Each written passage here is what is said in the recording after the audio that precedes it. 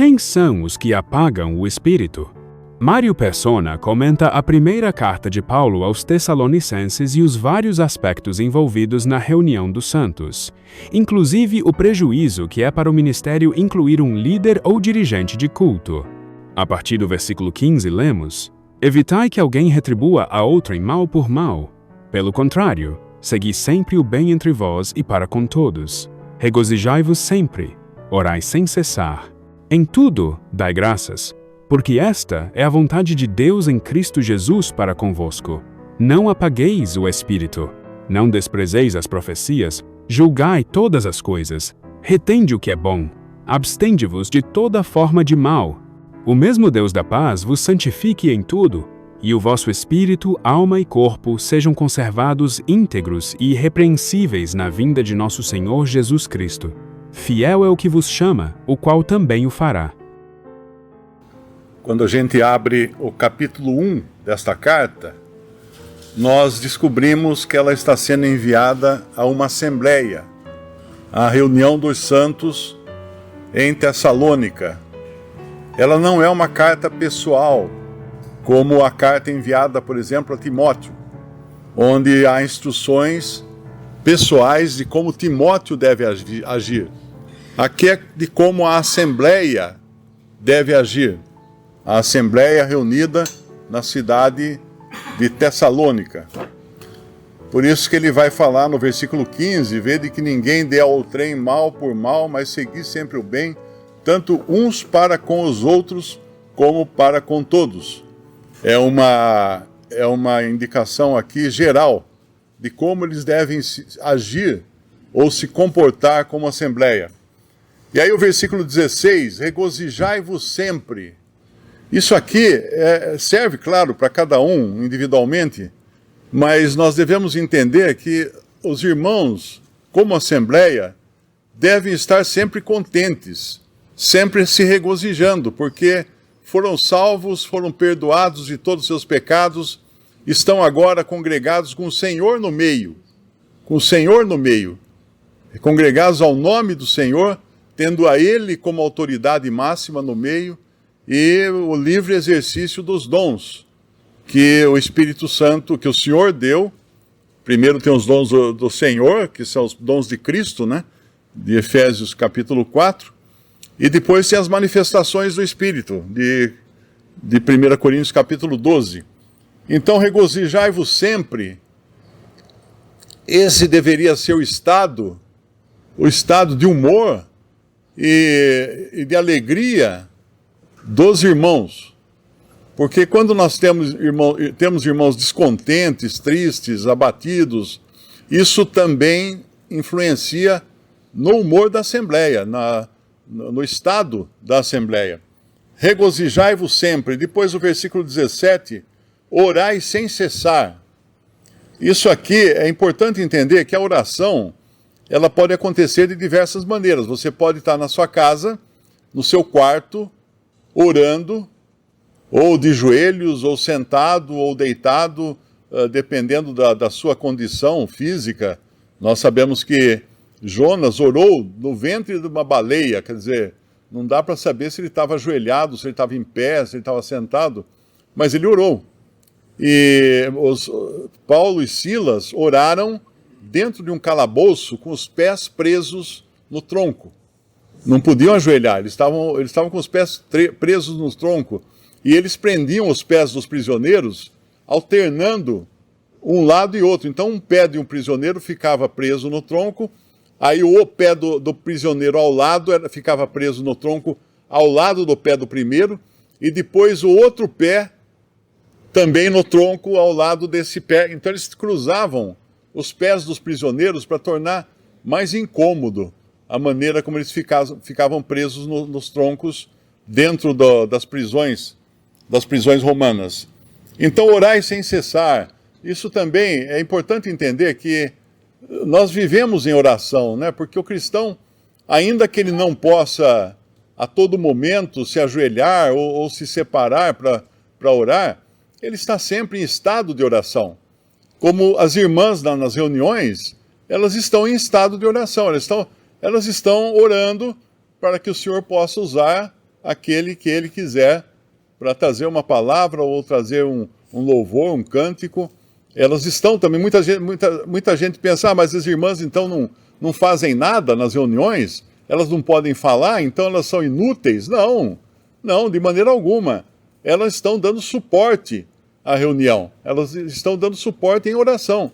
Teve uma irmã uma vez, em Brasília, ela já é idosa como eu, e ela é casada, e ela e o marido, um dia eles chegaram para mim e falaram assim, nós vamos mudar daqui de Brasília para outra cidade, porque aqui a gente reúne, mas não tem nada para fazer aqui na reunião, porque meu marido não ministra, eu não falo, não posso falar, então por que a gente fica aqui na reunião, né?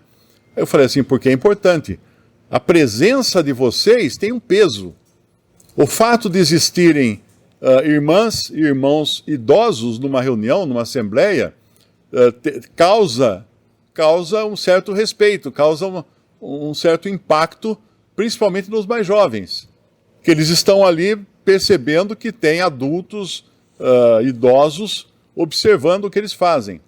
Então era importante a presença, não somente que o irmão ministrasse ou não, mas a presença deles na assembleia era importante, trazia um peso que de outra maneira não existiria. Então, a oração também, às vezes alguém me pergunta, mas o homem tem que orar de cabeça descoberta e a mulher de cabeça coberta. Sim, é o que a Bíblia ensina.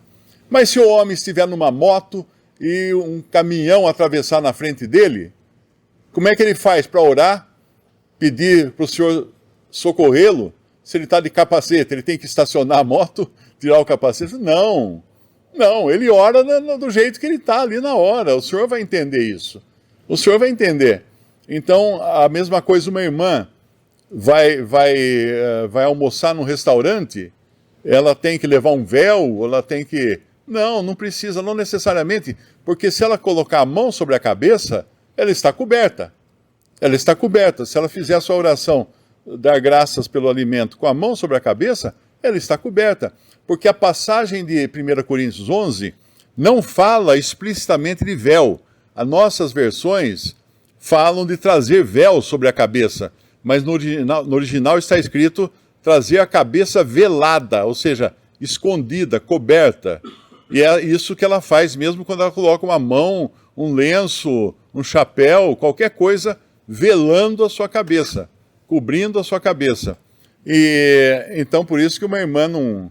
Eu até uma vez eu estava num restaurante, né, no hotel, tomando café da manhã, e eu vi uma mulher, devia ser a mãe e uma filha, elas sentaram numa mesa para tomar o café, e aí elas puseram a mão sobre a cabeça e deram graças em silêncio, silenciosamente, né?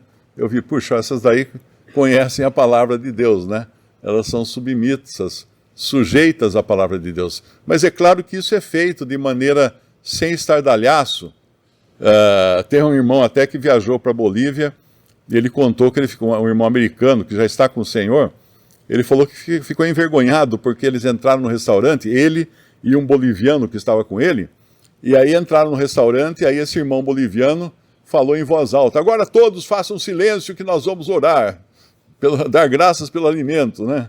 Aí esse irmão americano falou que morreu de vergonha, porque não é assim que você faz, você não comanda um restaurante cheio de incrédulos para eles ficarem em silêncio que você quer orar. Não, a oração é uma coisa pessoal que você faz entre você e o Senhor. Então orar sem cessar é viver em estado de oração. E a Assembleia, ela deve também viver em estado de oração, mesmo sabendo que as irmãs não vão poder expressar de forma audível essa oração, mas o Senhor conhece o coração delas, quando elas estão na reunião, mesmo na reunião ou em público, intercedendo pelos irmãos. Em tudo dai graças, porque esta é a vontade de Deus em Cristo Jesus para convosco. Será que nós damos graças em tudo ou nós damos graças apenas quando as coisas, o vento está ao nosso favor? O correto é em tudo dar graças. Eu bati a cabeça no poste na rua na calçada, vou dar graças por isso. Dá graças também, porque vai saber se você não ia continuar e atravessar a rua e ser atropelado. E o Senhor conhece tudo. E todas as situações são propícias para nós agradecermos o Senhor. Porque Ele cuida de nós até quando nós não imaginamos que Ele esteja fazendo isso. Em tudo dai graças. Ou não é dai graças só quando as coisas vão bem. Dai graças também quando as coisas vão mal. Quando fica doente. Muitas vezes eu tive uma experiência de comunhão com o Senhor muito mais chegada, muito mais próxima, numa doença. Então eu tive que agradecer pela doença. Porque se o Senhor permitiu aquela doença, Ele queria que eu parasse, que eu ficasse inativo por um tempo, porque assim eu podia ter maior comunhão com Ele. Não extingais o Espírito. Isso aqui dá muita confusão. Alguns pensam que é uma maneira de você perder o Espírito Santo. Agora, lembre-se que essa não é uma instrução dada a pessoas individualmente, mas dada à Assembleia. O que significa a Assembleia não extinguir o Espírito? Significa não colocar barreiras para que o Espírito Santo se manifeste nas reuniões.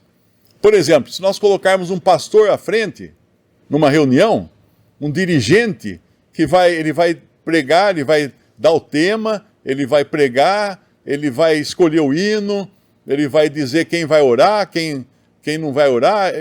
Alguns aqui vão achar até estranho eu falar isso, mas porque nunca frequentaram uma denominação, onde é o pastor quem determina todas as coisas. Ele que diz, ele escolhe o hino, ele diz quem vai cantar, depois ele chama lá uma irmãzinha, vamos aplaudir a irmã fulana, que vai trazer um louvor, daí sobe a mocinha no palco e todos aplaudem a mocinha. Isso aí tudo está errado, isso é extinguir o Espírito. Isso é não aguardar na direção do Espírito, para que o Espírito Santo escolha quem Ele quer. Quem Ele quer. Lá em 1 Coríntios, capítulo 14, eu acho que quando vos reunis, versículo 26. Que fareis, pois, irmãos, quando vos ajuntais, ou reunis, cada um de vós tem salmo, tem doutrina, tem revelação, tem língua, tem interpretação. Faça-se tudo para edificação. Aqui não diz que quando vos reunis, o pastor tem salmo, tem doutrina, tem revelação, tem língua, tem interpretação. Não. Cada um de vós, dirigido pelo Espírito Santo, guiado pelo Espírito Santo. E o versículo 28, mas se não houver intérprete, esteja calado na igreja e fale consigo mesmo e com Deus. E falem 2 ou 3 profetas, e os outros julguem. O que isso quer dizer? Profeta é aquele que fala da parte de Deus. Então, um irmão, quando ele está falando da parte de Deus, do que está na Bíblia, ele está profetizando. Não significa que ele está prevendo o futuro, qualquer coisa assim, mas ele está sendo usado pelo Espírito Santo para profetizar, que é uma maneira de você falar da parte de Deus, como porta-voz de Deus. Mas falem 2 ou 3. E os outros fazem o quê? Os outros ficam só observando. Não, os outros julguem. Por quê? Porque se o irmão falar alguma coisa que não é de acordo com a sã doutrina, ele pode ser calado na hora e convidado então a se calar, e depois vão esclarecer com ele por que ele foi pedido que ele se calasse. Porque é obrigação da Assembleia julgar o que está sendo profetizado, ou o que está sendo dito. Não é que cada um vai trazer as suas próprias ideias. Os outros julguem. Mas se a outro que estiver assentado for revelada alguma coisa, cale-se o primeiro. Nesse tempo de 1 Coríntios havia revelações. Eles não tinham a Bíblia ainda. Eles não podiam dizer, vamos abrir em 1 Coríntios, capítulo tal. Não existia isso ainda. Então o Espírito Santo usava alguns dos profetas na Assembleia para profetizar, para trazer revelações que eram inéditas, que eles não conheciam ainda. É claro que deviam estar de acordo com o corpo todo da doutrina, mas ele trazia uma coisa nova, ninguém sabia daquilo. Não estava na página tal, número tal. Não estava no capítulo tal, número tal, versículo tal. Era uma revelação. Era uma revelação. E depois ele fala no versículo 31, porque todos podereis profetizar, uns depois dos outros, para que todos aprendam e todos sejam consolados, e os espíritos dos profetas estão sujeitos aos profetas. Isso é importante porque às vezes a pessoa pode falar assim, não, eu entrei num transe e comecei a falar sem saber o que eu estava falando, amigo. Então você não estava dentro das suas faculdades mentais corretas. Procure um psicanalista, porque os espíritos dos profetas estão sujeitos aos profetas. Não vai ficar blá, blá, blá, blá, blá, como se a boca estivesse desconectada do cérebro e falando o que quiser. Não. A pessoa está no domínio completo do seu corpo. Não tem esse negócio de êxtase, de tipo sessão espírita, né? Que o cara começa a falar coisas que nem ele sabe o que ele está falando. Não existe isso. Isso é coisa dentro do demonismo, mas não numa assembleia de santos. E no versículo 33 ele fala, porque Deus não é Deus de confusão, senão de paz, como em todas as igrejas dos santos. Eu já ouvi muito argumento de pessoas dizendo que, não, isso Paulo falou para Corinto, isso Paulo falou para Éfeso, ou isso Paulo falou para os Gálatas. Não. Ele tem um versículo que ele fala que ele pregava a mesma coisa em todas as igrejas dos santos. E aqui é um desses, como em todas as igrejas dos santos. Ele vai falar aí das mulheres permanecerem caladas, né, no versículo 34, nas igrejas, porque não lhes é permitido falar, mas estejam sujeitas, como também ordena a lei. Isso é para Corinto, né? Porque em Corinto tinha muita prostituta de cabeça rapada e que ficavam tagarelando durante a reunião. Não! Como em todas as igrejas dos santos. Não tem nada a ver. Essa historinha que inventaram aí, que você vai, o pastor explica dessa maneira, isso é balela.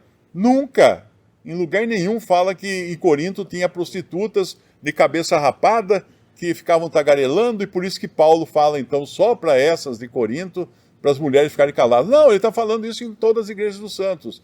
As mulheres permaneçam caladas nas igrejas, né, na igreja de Corinto, nas igrejas, porque não lhes é permitido falar, mas estejam sujeitas, como também ordena a lei. Então, muita ficção é introduzida no cristianismo, na cristandade, né, como se existisse, como essa historinha das mulheres de cabeça rapada, tagarelando porque elas eram prostitutas, então elas não podiam ficar falando. Isso é tudo ficção. Eu não sei quem inventa essas coisas. Isso é tudo, como é que chama hoje? Fake news. É fake news que vem de antigamente, vem de muitos anos.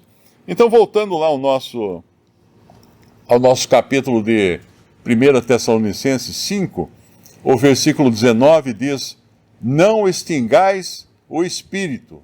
Então não é para colocar coisa alguma que impeça a ação do espírito na assembleia. Isso é na assembleia, nas reuniões dos santos. Então, se você colocar um homem para dirigir a reunião, você está extinguindo o espírito. Porque tem um homem lá tomando o lugar do Espírito Santo. E isso é errado. Não é isso que a Bíblia ensina, não é? E não desprezeis as profecias, abstende-vos de toda aparência do mal. Esse versículo também, 22, às vezes não é corretamente entendido, né? Porque às vezes uma pessoa se veste de uma maneira que causa escândalo. E tem uma outra passagem que fala, não causais escândalo, nem para gregos, nem para gentios e nem para a igreja de Deus. Então isso também é se abster ou evitar toda a aparência de mal. Não precisa ser o mal, pode ser apenas uma aparência. Eu posso estar com uma camiseta, uma vez teve uma irmã americana que veio na reunião aqui no Brasil, e ela reparou, né, que tinha um jovem com uma camiseta, escrito um palavrão, uma bobagem grande, eu nem sei o que era, na camiseta dele, mas era bonita, toda colorida, tal, daquela que você compra e fala assim, vou comprar essa porque é bonita, mas sem entender o que está escrito, estava em inglês. E ela chamou a atenção, falou assim, ó, jovem, você tá com palavrão aí na sua camiseta. Então isso é uma aparência de mal. Porque ele não entendia inglês, então ele achava bonito e achava que não fazia efeito nenhum.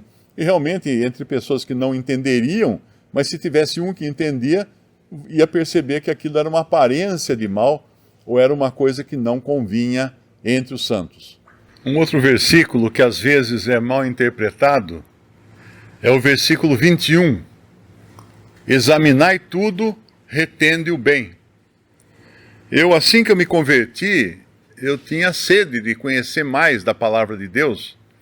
Eu me lembro um dia que eu passei numa praça em Santos, onde eu morava no Guarujá, e tinha uma praça em Santos e eu vi uma banca cheia de livros na banca e tal. Não percebi que era uma banca espírita.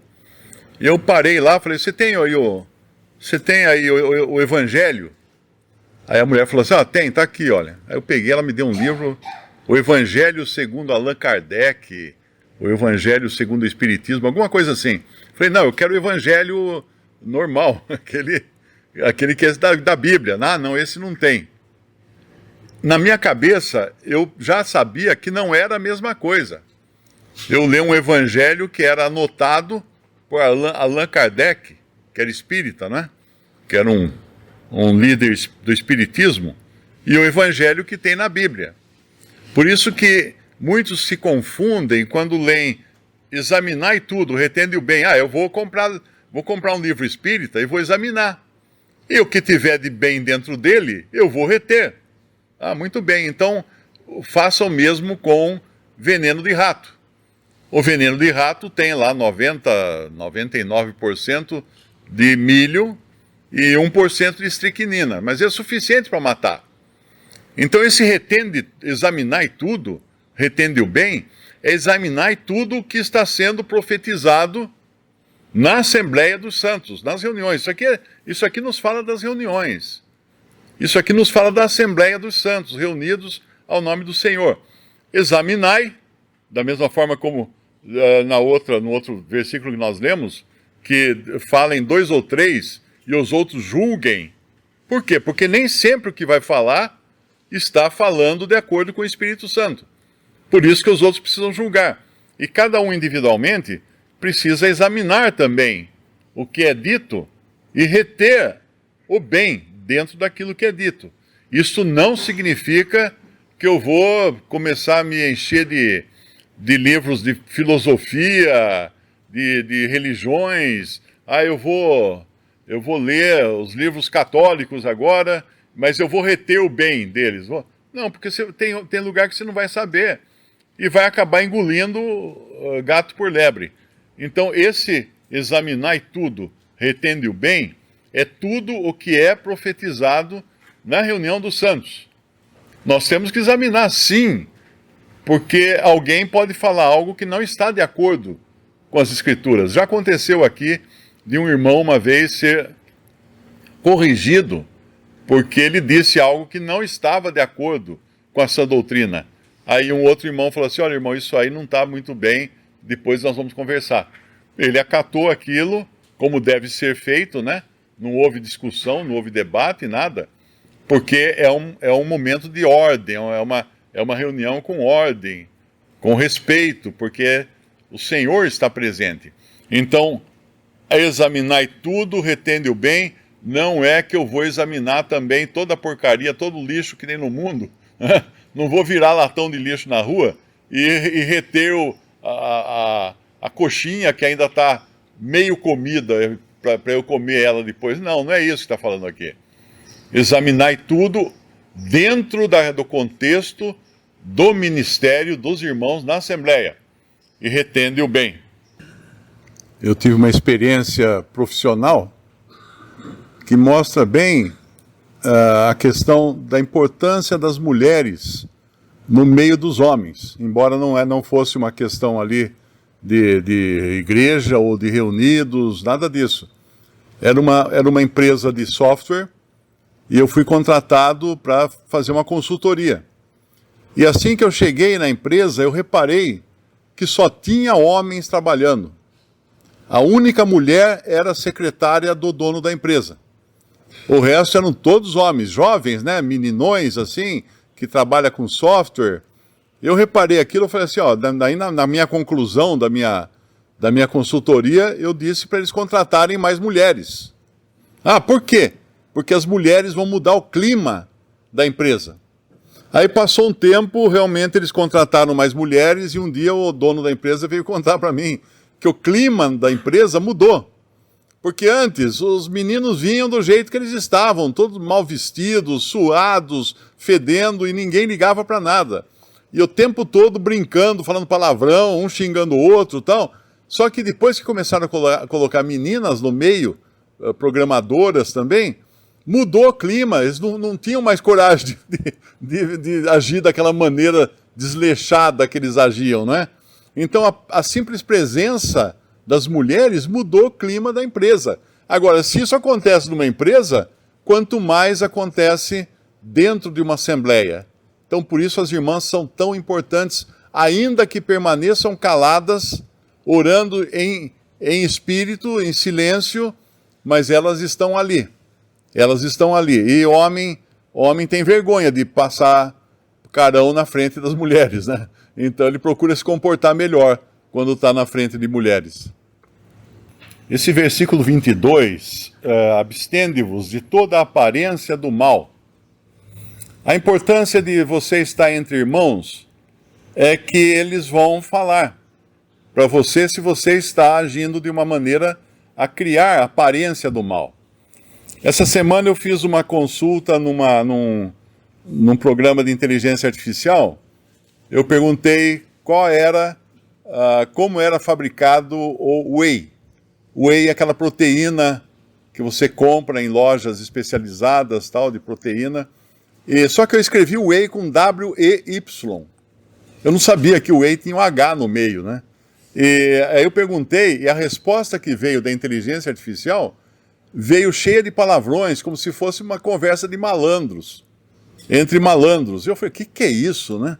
Até publiquei no meu Facebook que eu achei estranho que o Grok, que é a inteligência artificial, estivesse usando aqueles termos para responder. Estava me ofendendo, inclusive, porque falou comigo como se eu fosse um malandro também, aí das quebradas, né? E eu não entendi aquilo, eu pus no Facebook, inclusive com os palavrões que estavam. Aí um irmão, que eu não conheço, que viu lá, falou, Mário, eu acho que não é apropriado você publicar isso no seu Facebook. Aí que caiu a ficha, falei, é mesmo, né? Eu tenho que acatar que realmente foi erro. Aí deletei a postagem. Então ainda eu preciso descobrir agora como é que é fabricado o whey com H no meio, porque eu não tive a resposta ainda, né? Mas veja que às vezes você é exortado até por alguém que percebe na sua maneira de ser ou no seu linguajar uma falha. E você tem que acatar isso. Você tem que acatar aquilo porque isso pode causar uma má impressão e pode escandalizar alguns. Será que a maneira como estou me vestindo, a maneira como estou andando, os lugares que eu frequento, será que eles têm influência na vida de outros irmãos?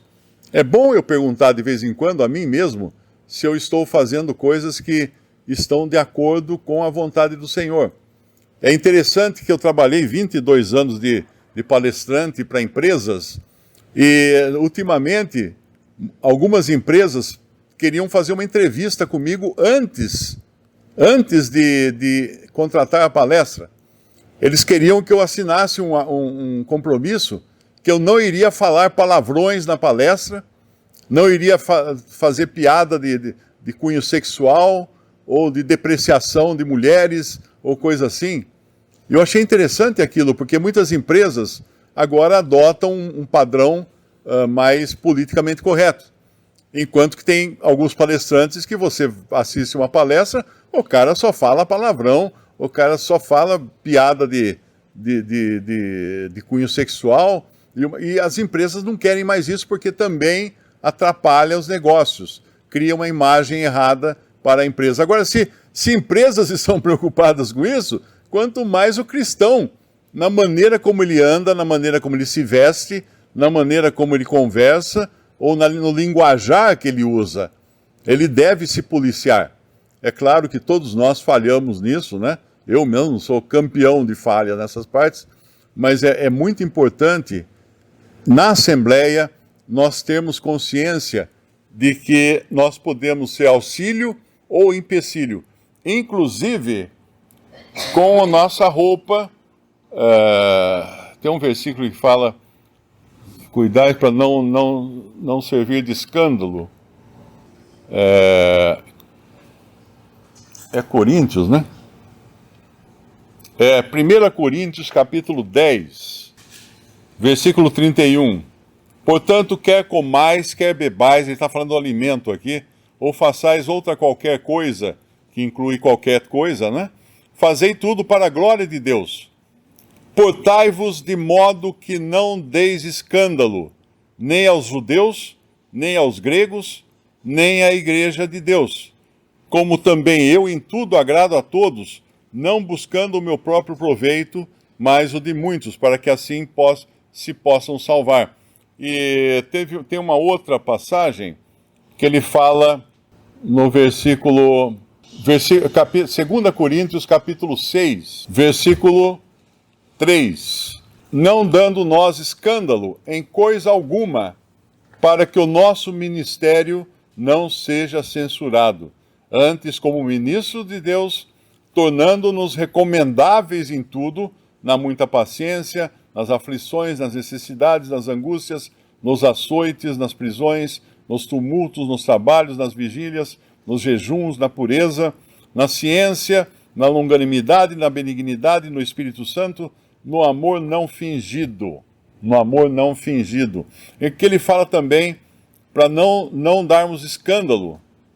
Ou ele está falando de si mesmo, né? Paulo falando. Não dando nós escândalo em coisa alguma, para que o nosso ministério não seja censurado. Então, quando você ministra a palavra de Deus, se você usa de gírias ou de palavrões no meio do seu ministério, isso já vai quebrar a credibilidade sua para as pessoas para quem você está ministrando. Isso vai estragar o seu ministério. Você vai estar falando com mau hálito. Basicamente é isso. E uma pessoa com mau hálito, os outros tendem a sair de perto, porque é fedido. O que ele fala pode ser muito bonito o que ele fala, mas sai com fedor. Então, por isso que é não causando escândalo em coisa alguma. Quer aprender mais da Palavra de Deus? Visite meu canal youtube.com/respondidas. Quer levar o Evangelho a mais pessoas? Curta esse vídeo, compartilhe e assine meu canal. Adquira meus livros buscando por Mário Persona em clubedeautores.com.br.